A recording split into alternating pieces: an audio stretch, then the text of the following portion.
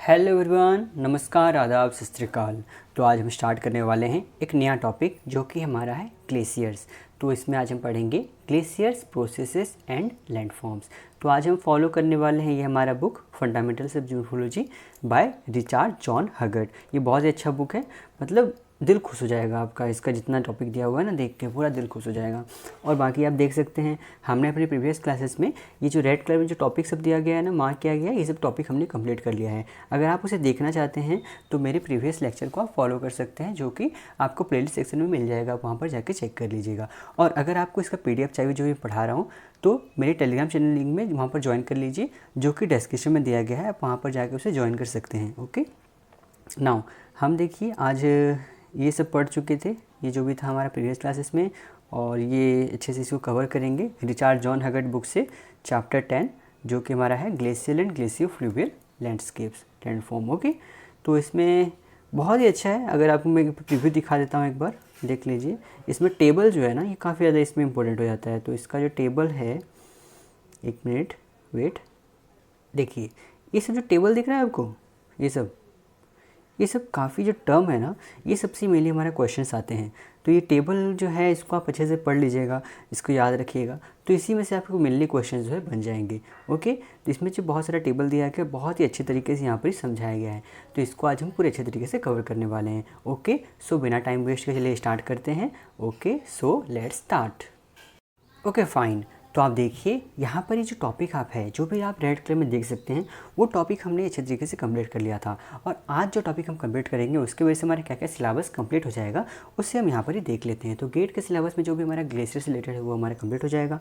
उसी तरीके से हमारा यहाँ पर जो नेट का सिलेबस है, नेट क्लास में जो भी टर्म होगा ग्लेशियर से रिलेटेड, वो भी कंप्लीट होगा, और ऐसा ही GSI से। ओके, सो यहाँ पर जो हम आज बुक फॉलो करने वाले हैं, ये कौन सा चैप्टर बुक है हमारा? रिचर्ड जॉन हगर्ड का बुक है, जो कि बहुत ही अच्छा बुक है, सबसे बेस्ट बुक है। और यहाँ पर जब आप देखिएगा ना, इसका मतलब टेबल ओबल वाइज बहुत ही अच्छा है।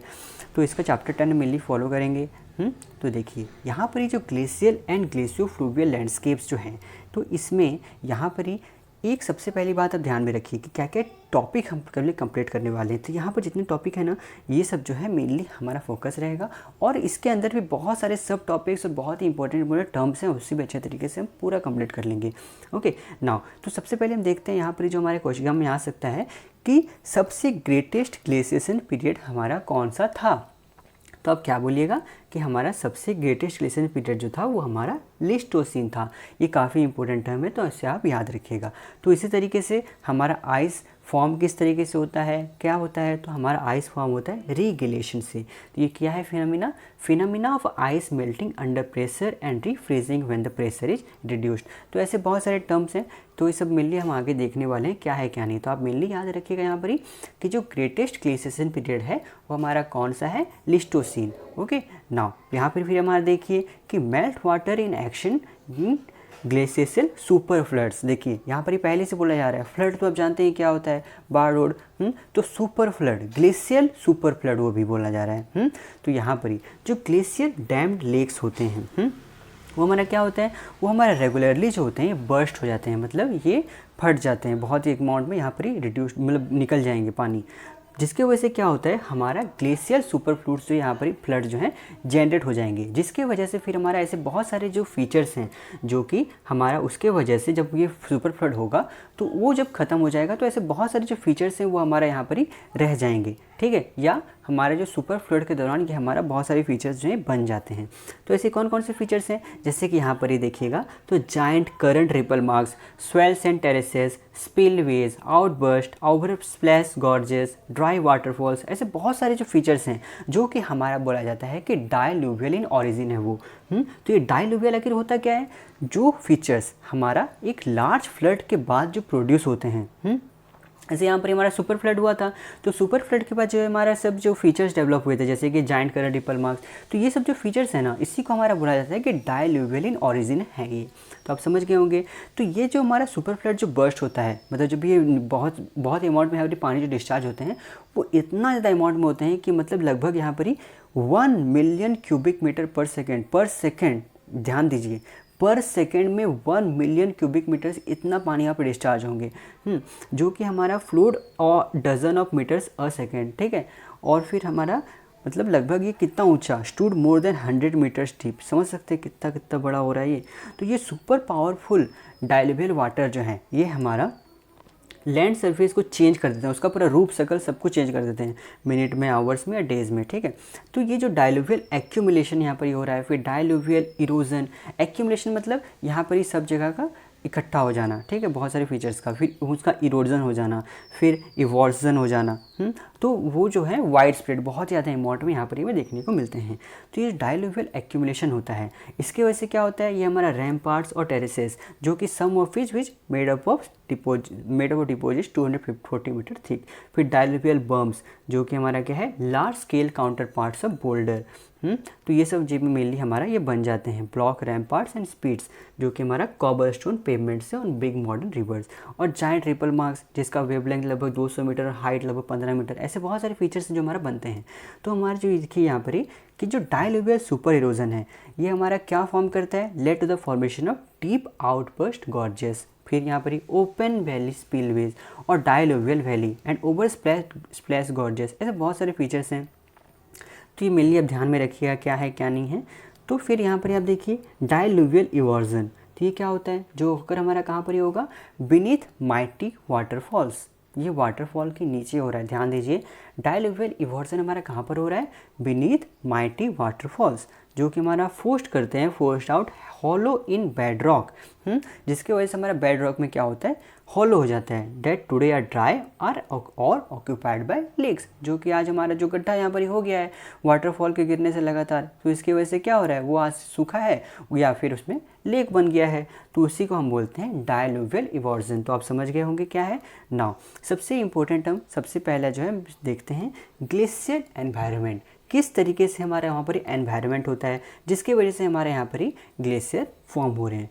तो सबसे पहले अगर देखा जाए जितने भी हमारे अर्थ में फ्रोज़न वाटर हैं, समझे, फ्रोज़न मतलब समझ रहे हैं, जो मतलब बर्फीला पानी जो हमारे जितने भी अर्थ में प्रेजेंट हैं, वो उसको सबको मिलाने से हमारा वो क्या बनता है, क्रायोस्फीयर। जिस तरीके से एटमॉस्फेयर होता है, बायोस्फीयर, लिथोस्फीयर हमारा होता है ना, उसी तरीके से हमारा क्रायोस्फीयर किसको बोलते हैं, जो जितना भी अमाउंट का बर्फ़ फ्रोज़न वाटर हमारे अर्थ में मौजूद हैं उसे हम बोलते हैं क्रायोस्फीयर। तो क्रायोस्फीयर में हमारे क्या क्या आ जाएंगे, आइस, स्नो, जो कि हमारे एटमॉस्फेयर में प्रेजेंट हैं, लेक, रिवर में प्रेजेंट हैं, इन ओशंस, ठीक है, लैंड में या फिर अंडर द अर्थ सरफेस जितने भी प्रेजेंट हैं उन सबको आप मिला दो तो हमारा क्या बन जाएगा, क्रायोस्फीयर।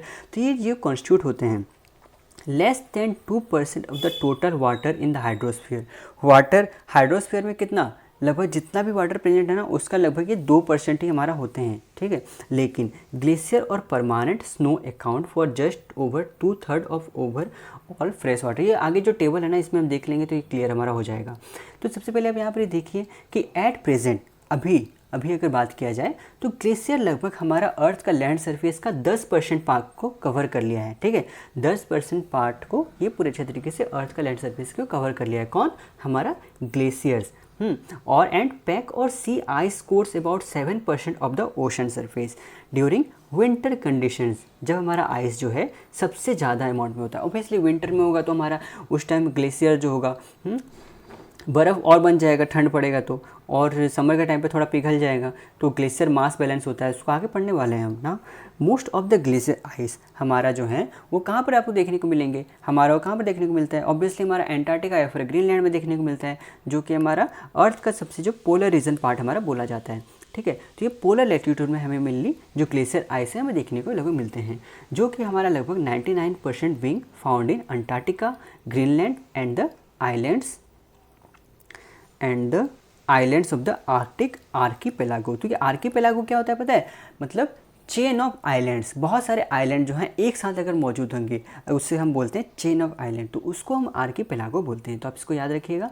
और देखिए यहाँ पर सबसे इंटरेस्टिंग बात क्या है पता है, ग्रीनलैंड और यहाँ पर ही फिर आइसलैंड जो हमारा बोला जा रहा है, तो जो टर्म जो है ना दो, ग्रीनलैंड में कोई भी टाइप का ग्रीन एरिया नहीं मौजूद है, तो ये टर्म को आप मेरे याद रखिएगा, कन्फ्यूजिंग थोड़ा कभी कभी हो जाता है कि ग्रीनलैंड में किसी भी टाइप का ग्रीनरी एरिया प्रेजेंट नहीं है, वहाँ पर पूरा ही बर्फ़ प्रेजेंट है। और आइसलैंड जो है यहाँ पर ही कोई भी टाइप का आइस प्रेजेंट नहीं है, मतलब आइस ही प्रेजेंट नहीं है, ये पूरा ग्रीनरी एरिया होता है, ठीक है। तो ये टर्म से आप कन्फ्यूज मत कीजिएगा। तो Greenland has no greenery area और Iceland has no ice present area, okay. Now जो हमारा हिमालयन आइस होता है वो कितने स्पीड से लगभग मूव कर रहा है, लगभग 2 से 4 मीटर प्रति दिन। ठीक है, तो आप इसको याद रखिएगा। मतलब ऐसे पूछा सकता है, एक तो दे देगा कौन सा मतलब कहाँ का आइस जो है ज़्यादा स्पीड में मूव कर रहा है, तो आप वहाँ पर ही भी लिखिएगा ग्रीनलैंड आइस। तो ग्रीनलैंड आइस जो है लगभग 20 मीटर प्रति दिन के हिसाब से यहाँ पर ही मूव कर रहा है, तो इसको आप याद रखिएगा। तो हमारे जो देखिए पीक ग्लेशिएशन जो हमारा कब लिस्टोसिन एज जो मैं बोला था वो मैं लगभग जो है 19,005 ईयर्स एगो, आज से 19,005 ईयर्स एगो पहले यहाँ पर ही हमारा देखने को मिल रहा था। और प्रेजेंट डे मतलब होलोसिन वही हो गया।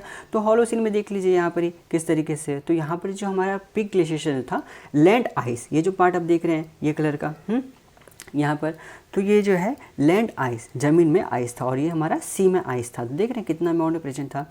और फिर यहाँ पर ही ये हो गया, ये हमारा देखिए ये ऊपर का पार्ट है, ये नीचे का पार्ट होगा। तो ऐसे भी है, नॉर्थ और साउदर्न पार्ट है, तो एक ही ये उल्टा ऐसे ऐसे, तो आप इसको अच्छे से ध्यान में रखिएगा। फिर प्रेजेंट डे अगर हमें देखा जाए तो हमारा ये नॉर्दर्न पार्ट में जो नॉर्थ पोल में जो प्रेजेंट है आसपास, तो यहाँ पर हमारा क्या हो गया ग्लेशियराइज्ड एरिया। देखिए कितना अमाउंट में कम गया है, पहले कितना अमाउंट में प्रेजेंट था, पूरा इतना एरिया में फैला हुआ था, और अभी देखिए कितना कम अमाउंट में हमारा फैल गया है। क्यों? क्योंकि हमारा ये ग्लोबल वार्मिंग बहुत इम्पैक्ट है, गर्मी इतना बढ़ रहा है। ठीक है, तो ऐसा टाइम भी होता है, तो उसकी वजह से हमारा मेनली ये सब हो रहा है। तो ग्लेशियराइज्ड एरिया हमारा इतना प्रेजेंट है, और फिर हमारा average minimum extent of sea ice. ठीक है, तो इस तरीके से आप इसको देख सकते हैं। ओके, इसमें देखिए मेनली हमारा ज़्यादा चेंजेस नहीं आया है सदर्न पोल में आप, लेकिन यहाँ पर भी इसे भी क्वेश्चन पूछा सकता है जहाँ पर मेनली चेंजेस आया हुआ है, कहाँ पर ज़्यादा अमाउंट का, नॉर्दर्न पोल में या सदर्न पोल में। तो नॉर्दर्न पोल में हमारा देखिए बहुत ज़्यादा अमाउंट में चेंजेस आया, पहले इतना अमाउंट में प्रेजेंट था और अभी इतना ही अमाउंट में प्रेजेंट है। लेकिन यहाँ पर ही आप देखिएगा सदर्न पोल में, तो सदर्न पोल में आपका यहाँ पर ही ज़्यादा अमाउंट में प्रेजेंट था, पहले थोड़ा सा कम है, लेकिन अब थोड़ा सा ऑलमोस्ट सेम ही है। ठीक है, ओके ना, यहाँ पर आप देख लिए। तो सबसे पहले फिर देखते हैं यहाँ पर ही,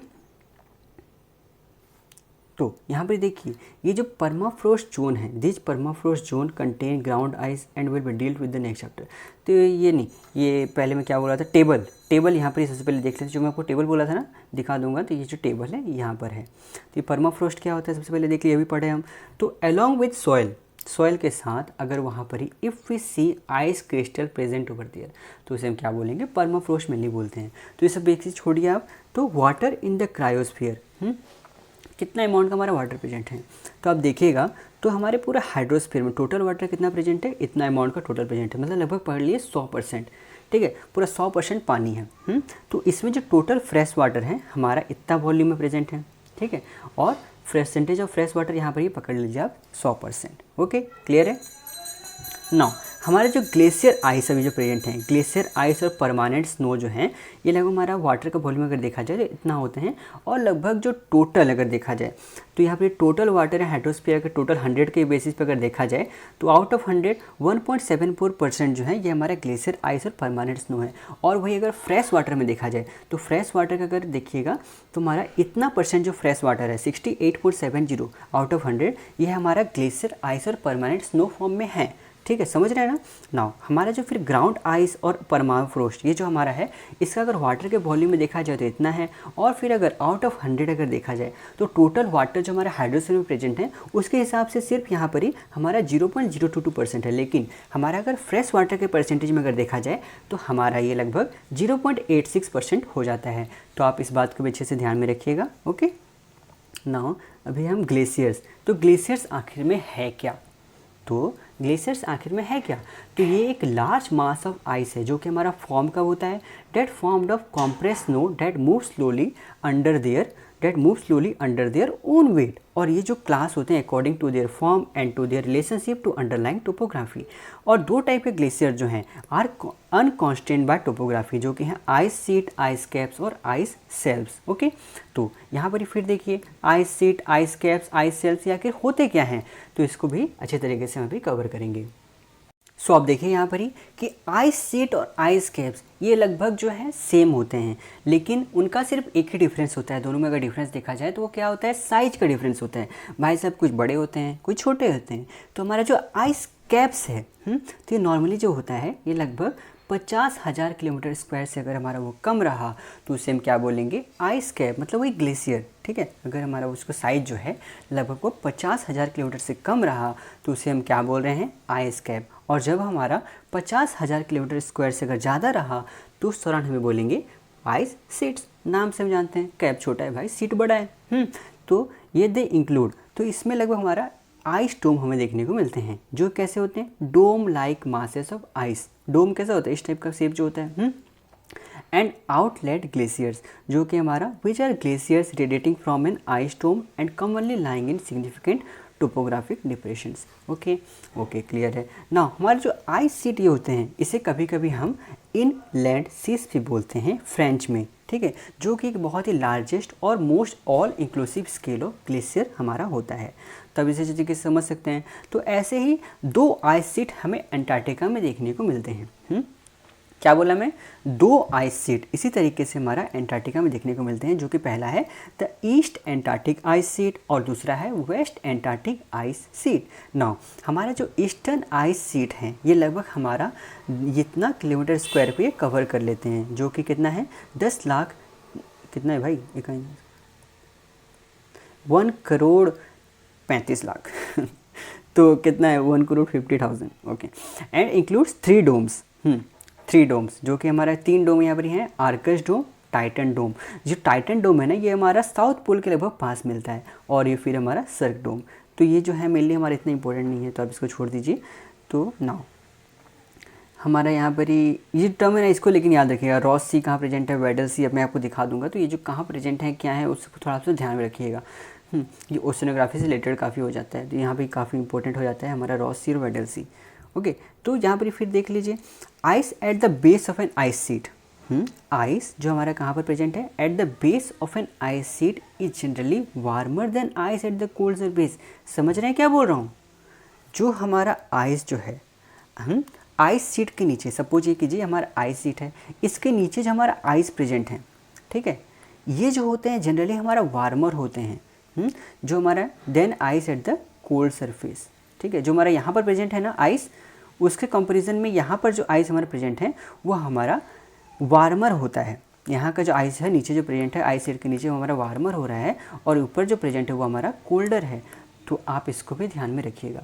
and in places it may be warm enough, और कुछ कुछ जगह में ये इतना ही वार्म होता है ग्लेशियर कि वो हमारा वो मेल्ट कर जाता है, और जब हमारा मेल्ट करेगा तो उसके वजह से हमारा आइस सीट को लुब्रिकेंट मिल जाएगा, मतलब एक टाइप का गियर मिल जाएगा, जिसकी वजह से क्या होगा, हमारा आइस सीट जो है वो मूव करना स्टार्ट कर देगा as does the presence of deformable bed material. और इसी के वजह से हमारा फास्ट फ्लोइंग करंट हमारा बनता है, जो कि हमारा क्या है, ice streams in the ice seats. तो ये आइस स्ट्रीम्स जो हैं ये कैरेक्टरिस्टिकली ये बहुत ज़्यादा बड़े होते हैं, मतलब लगभग 100 किलोमीटर्स लॉन्ग और इतना लगभग 10 किलोमीटर वाइड, इतना चौड़े होते हैं लगभग, मतलब अराउंड 50 किलोमीटर, और लगभग इतना मोटा थिक होते हैं, मतलब 2000 मीटर, मतलब 2 किलोमीटर थिक होते हैं।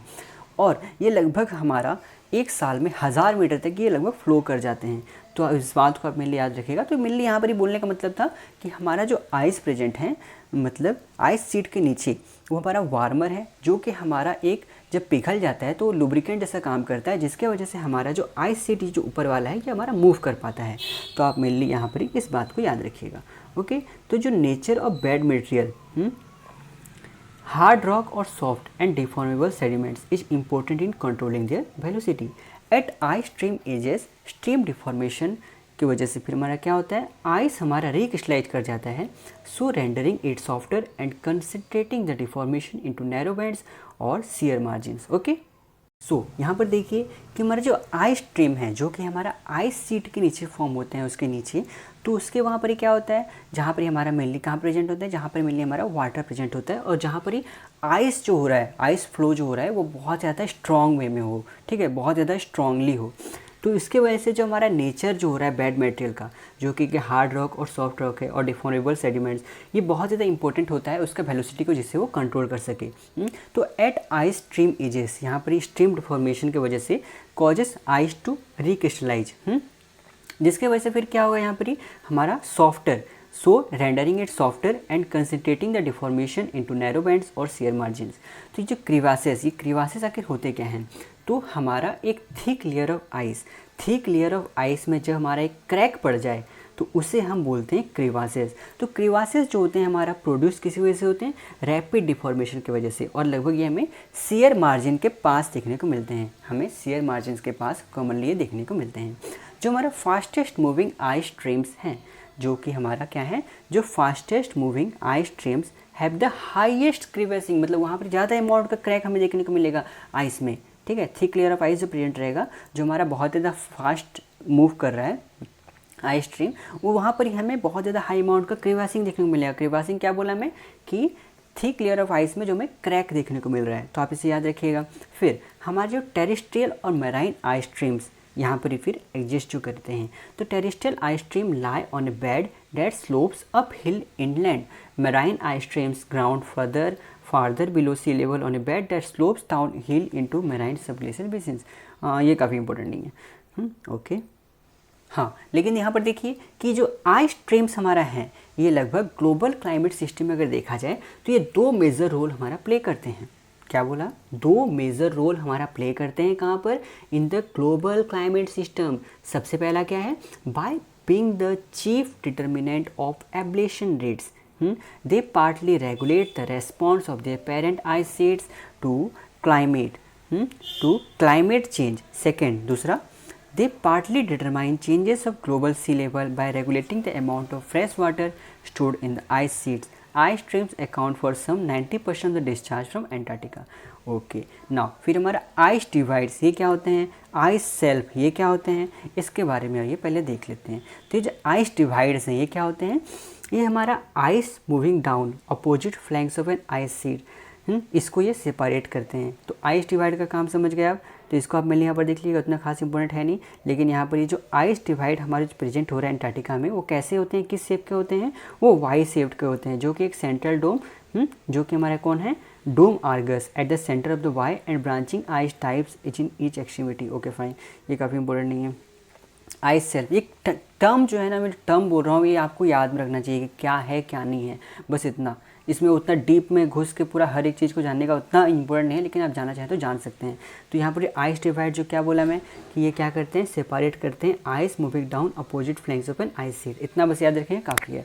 तो फिर आइस सेल्फ ये क्या होते हैं, आइस सेल्फ हमारा एक फ्लोटिंग आइस कैप होता है, और part of an ice sheet होते हैं, जो कि हमारा टेरेस्ट्रियल ग्लेशियर से अटैच्ड हैं, जो कि हमारा सबडेट सप्लाई इट विथ आइस। ये हमारा लूजली कांस्टेंट होते हैं by coastal configuration and it deforms under its own weight. जो आइस होते हैं लेस टेंस होते हैं वाटर से, तो इस बात को ध्यान रखिएगा कि हमारा ice is less dense than water, जिसकी की वजह से हमारा जो है वाटर के ऊपर जो है आइस हमारा फ्लो करता है। ये हम बचपन से पढ़ते आ रहे हैं, बहुत ही कॉमन लॉजिक है। Because near the coast ice sheets generally rest on a bed below sea level, there comes a point where it begins to float. Okay fine, ये उतना इंपॉर्टेंट है नहीं, ठीक है, समझ गए होंगे आप। फिर हमारा ice fields and other type of glaciers, फिर हमारा जो है क्या है, आइस फील्ड्स। तो आइस फील्ड क्या होते हैं, ये रफली लेवल एरिया ऑफ आइस, जहाँ पर ही हमारा underlying topography controls flow. Okay fine, now mountain glaciers, hanging glaciers, नीचे ग्लेशियर्स, सर्क और Carry glaciers, valley glaciers, Piedmont glaciers, continental glaciers, ऐसे बहुत सारे हमारा हैं। तो यहाँ पर ही जो इसको हम टाइड वाटर ग्लेशियर्स, तो ये सब जो टर्म है ना, ये भी इंपॉर्टेंट है, तो इसको भी आपको ध्यान में रखना पड़ेगा कि कौन सा क्या है। तो आइए इसको देखते हैं हम कि माउंटेन ग्लेशियर्स क्या है। देखिए नाम से पता चल रहा है भाई साहब, माउंटेन ग्लेशियर तो फॉर्म कहाँ होंगे, हाई माउंटेनियस रीजन में, जो कि often flowing out of ice field spanning several mountain peaks और माउंटेन रेंज। फिर हमारा जो हैंगिंग ग्लेशियर्स हैं, हैंगिंग ग्लेशियर्स को हम आइस एप्रॉन्स नाम के भी जानते हैं, ठीक है। तो ध्यान रखिए, हैंगिंग ग्लेशियर्स को हम आइस एप्रॉन्स नाम से भी जानते हैं, जो कि हमारा cling to steep mountain sides. Okay, ये हमारा मेनली कॉमनली हमें कहाँ देखने को मिलते हैं, अल्प्स माउंटेन है, वहाँ पर मेनली देखने को मिलते हैं। Where they often trigger avalanches owing to their association with steep slopes. और ये एवलेंचेस है ना, इसका मतलब क्या होता है, ये हमारा एक मास ऑफ स्नो, एक मास ऑफ आइस और रॉक जो हमारा रैपिडली फॉल कर जाता है माउंटेन से नीचे, ठीक है, तो इसको हम एवलेंचेस बोलते हैं, ठीक है। तो उसके वजह से भी ध्यान में रखिएगा। तो अभी नीचे ग्लेशियर्स, ये क्या होते हैं, ये बहुत ज़्यादा अमाउंट छोटे होते हैं, जो कि हमारा जहाँ पर ऑक्यूपाई करता है gullies and hollow on north facing slopes. ये गुलीज क्या होता है पता है, गुलीज होता है एक स्मॉल नैरो पैसेज और वैली, मतलब बहुत ही वैली का जो नैरो पैसेज होते हैं ना उसको मेनली हमें गुलीज बोलते हैं, जो कि हमारा फॉर्म मेनली किसकी वजह से होता है, रेन। जब बारिश होता है ना, देखिए मतलब थोड़ा सा हल्का बारिश होता है तो पतला पतला टाइप का ऐसे ऐसे बन जाता है, ठीक है। तो इसको मेनली क्या बोलते हैं, गुलीज बोलते हैं। तो इस बात को आप याद रखिएगा। तो नीचे ग्लेशियर्स जो होते हैं बहुत ही छोटे होते हैं, जो कि हमारा ऑक्यूपाई कर लेता है gullies and hollow are north facing slopes and looking like large snowfields. ये हमारा डेवलप कहाँ पर होंगे, सर्क ग्लेशियर में। दे में डेवलप इनटू ए cirque glacier under favourable conditions. तो सर्क और कॉरी ग्लेशियर्स जो होते हैं ये स्मॉल आइस मासेस होते हैं, जो कि हमारा ऑक्यूपाई करते हैं arm chair shaped bedrock hollow in mountains. तो ये बात को अच्छे से ध्यान में बैठा लीजिए, दिमाग में बैठा लीजिए कि सर्क और कॉरी ग्लेशियर्स जो हैं ये हमारा आर्म चेयर शेप्ड बेडरॉक हैं। ये शेप जो है ना काफ़ी ज़्यादा इंपॉर्टेंट है ये टर्म, तो इसको अच्छे से याद रखिएगा कि हमारा सर्क और कॉरी ग्लेशियर्स जो है ये हमारा आर्म चेयर शेप्ड बेडरॉक हैं hollow in mountains. Okay, now valley glaciers जो होते हैं ये हमारा sits in rock valleys and rock cliffs over look them. ये फिगर प्लेट 10.3 में आपको आगे दिखा देता हूँ। यहाँ पर ये क्या है, वैली ग्लेशियर्स कैसे होते हैं, यहाँ पर ये दिया है। हाँ ये देखिए, ये दिख रहा है, वैली यहाँ पर प्रेजेंट है। तो ये वैली ग्लेशियर्स ये सब मेनली यहाँ पर जो होता है इसे बोला जाता है। ओके फाइन, तो यहाँ पर ही फिर हो गया they commonly begin as a cirque glacier और एन आइस सीट, ठीक है। तो वैली ग्लेशियर्स बनने से पहले हमारा वो सर्क ग्लेशियर था, मतलब सर्क ग्लेशियर या फिर आइस सीट से ही हमारा वैली ग्लेशियर्स बन रहे हैं। तो इस बात को ध्यान में रखिएगा। तो फिर ट्रिब्यूटरी वैली ग्लेशियर्स जो होते हैं ये ज्वाइन कर जाते हैं लार्ज वैली ग्लेशियर, जिसकी वजह से हमारे यहाँ पर वैली ग्लेशियर नेटवर्क बनता है। तो ये पिडमॉन्ट ग्लेशियर अब क्या होते हैं, ये हमारा कहाँ पर फॉर्म होंगे, जहाँ पर हमारा वैली ग्लेशियर जो है माउंटेन को छोड़ देगा। मतलब देखिए वैली ग्लेशियर्स सपोज कीजिए ये हमारा माउंटेन है, ये हमारा वैली यहाँ पर ही बन गया। तो यहाँ पर ही हमारा पूरा वैली ग्लेशियर्स था। तो वैली ग्लेशियर्स यहाँ पर ही जब हमारा माउंटेन जो है ये जो वैली ग्लेशियर्स है ये पूरा छोड़ देगा और पूरा फ्लैट लैंड यहाँ पर प्रेजेंट है। तो यहाँ पर जब हमारा आ जाएगा तो उसकी वजह से क्या होगा, आइस जो यहाँ पर पूरा स्प्रेड हो जाएगा, ठीक है। तो आइस जो है पूरा स्प्रेड हो जाएगा, तो उसके वजह से हमारा क्या बनेगा, इसको हम बोलते हैं पिडमॉन्ट ग्लेशियर्स, जो कि मैं आपको आगे फिगर में बता दूंगा कैसे हो रहा है।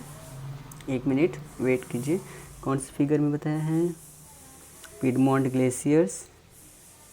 यहाँ पर कहीं डायग्राम तो दिया नहीं है, लेकिन आप देखिए यहाँ पर मैं आपको समझा सकता हूँ कि यहाँ पर देखिए, यहाँ पर एक मिनट, हाँ ये जो हमारा वैली ग्लेशियर्स है ना, यहाँ से जो वैली दिख रहा है वैली ग्लेशियर, यही जो ग्लेशियर है अगर हमारा ये फ्लैट लैंड इधर दिख रहा है पूरा, तो यहाँ पर जब आ जाएंगे तो इसकी वजह से क्या होगा, पूरे अच्छे तरीके से पूरा फ्लैट लैंड में आइस शीट यहाँ पर पूरा फैल जाएगा।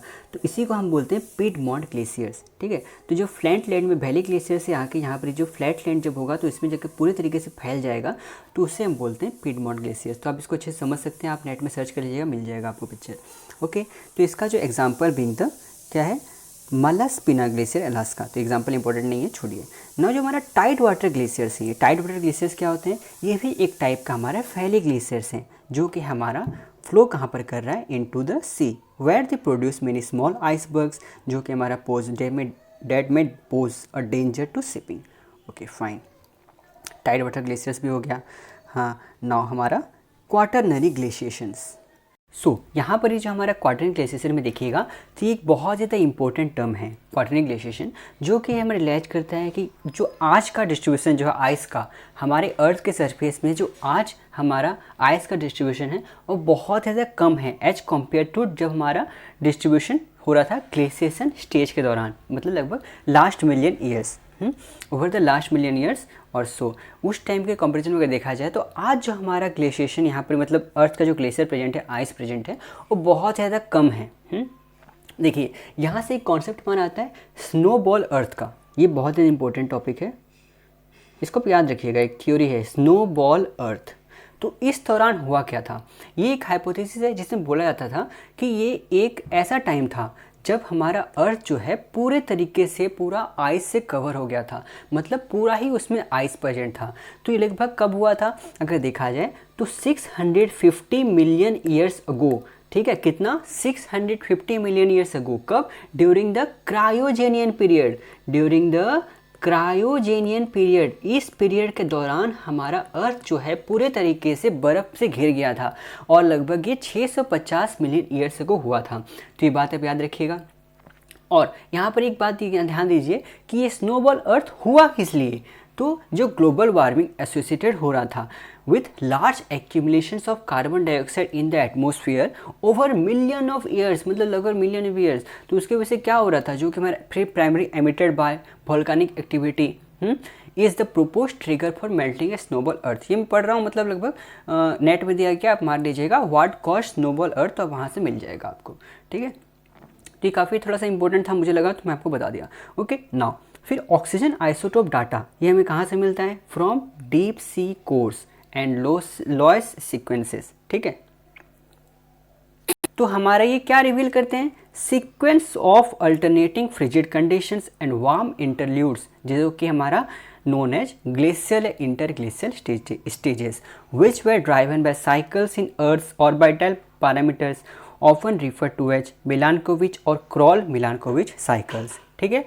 तो समझ गए आप। जो फिर हमारा कोल्डेस्ट कंडीशन ऑकर कहाँ पर होता है, एट हाई लैटिट्यूड्स, ठीक है। जो हमारा कोल्डेस्ट कंडीशन कहाँ पर हो रहा है, एट हाई लैटिट्यूड्स, और वहाँ पर एंटायर अर्थ जो है पूरा कूल डाउन हो जाता है with snow lines lower than at present even in the tropics. तो इसी के वजह से यहाँ पर आप इसको याद रखिएगा, ये जो काफ़ी इंपॉर्टेंट, थोड़ा सा आप इसको पढ़ लीजिएगा।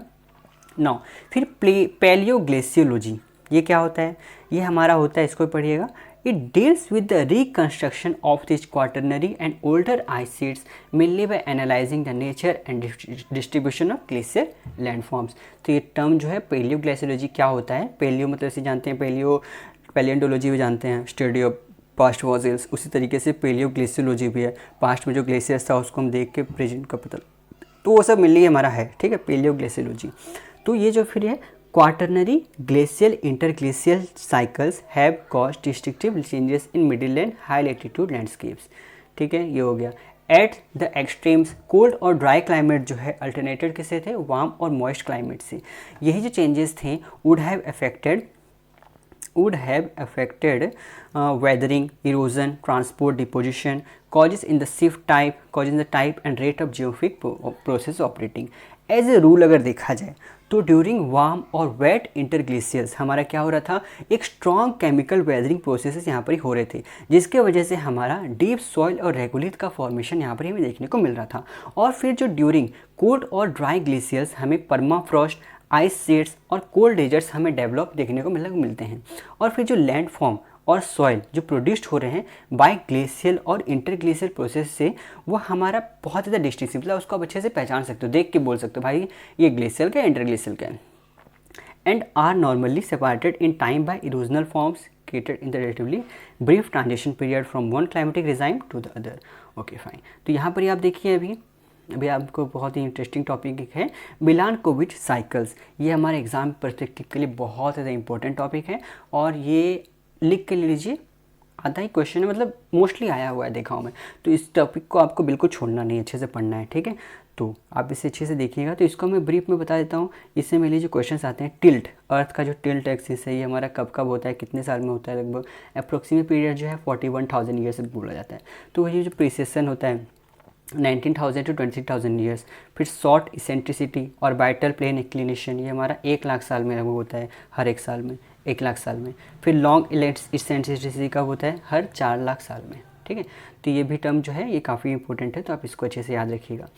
ओके नाउ फिर हमारे यहाँ पर देखिए, इसका रीज़न यहाँ पर ही दिया गया है। तो earth's orbit is nearly circular ellipse, ठीक है, that has the barycentre. Barycentre क्या होता है मैं आपको पहले ही बता चुका हूँ। तो ये बेरी सेंटर यहाँ इस बार मैं नहीं बताया, प्रीवियस जो लेक्चर्स हुए थे उसमें बता चुका हूँ।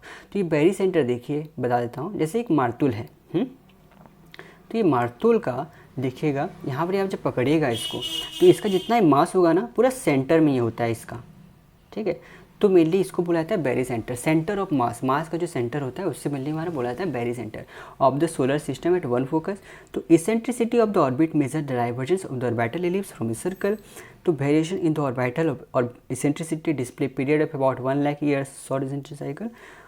इसको आप पढ़ लीजिएगा, ठीक है, क्या है क्या नहीं है, लेकिन ये इंपॉर्टेंट है, आप इसको ध्यान में रखिएगा।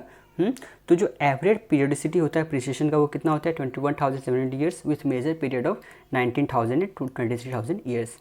ये हो गया हमारा ओके, लगभग हो गया है, ओके फाइन, ये कंप्लीट है। तो फिर यहाँ पर देखिए, oxygen isotope ratio in ocean cores normally contains signature of all earth orbital cycles, तो ये जो हैं through the tilt cycle as it affects seasonality has a stronger signature in sediments deposited high latitudes.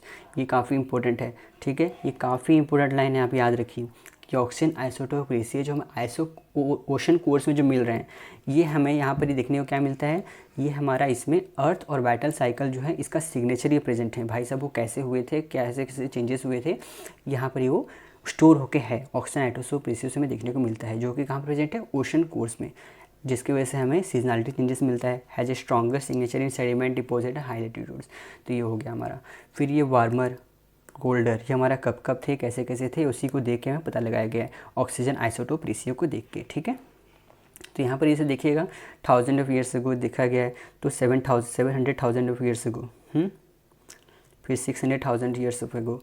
तो ये कब कब कैसा कैसा थे, कब कब देखिए, कभी कभी हमारा क्या होता था, ग्लेशियर, फिर हमारा मतलब कोल्डर था, कभी फिर वार्म हो जाता था, फिर ऐसे नॉर्मली थे, फिर सबसे जो हाईएस्ट था यहाँ पर एक बार हुआ, यहाँ पर ही सबसे ज़्यादा कोल्डर, फिर हमारा ये हुआ, देखिएगा कुछ कुछ इंटरवल पे हमें ये देखने को मिलते हैं, फिर ये कोल्डर, फिर वार्मर। तो इसी वजह से क्या होता है, हमारा बैलेंस एक बने रहता है, ठीक है। तो ये जो टर्म है ना, ये काफ़ी इंपॉर्टेंट है, तो आप इसको अच्छे से थोड़ा सा ध्यान में रखिएगा कैसे हो रहा है, क्या हो रहा है। Okay fine. नाउ अभी जो हमारा ये एक लेक्चर है ना, ये जो ग्लेशियर प्रोसेस है, इसे हम नेक्स्ट लेक्चर में कवर करेंगे, जो कि आज ही शाम को मैं अपलोड कर दूंगा। आप जो जस्ट देख लीजिएगा आप इसके बाद ही, ठीक है, छोड़िएगा नहीं, छोटा सा लेक्चर बना रहा हूँ, छोटा छोटा। Okay fine. सो इसको कंप्लीट रखते हैं अभी। ओके, नेक्स्ट लेक्चर में मिलते हैं। Thank you very much.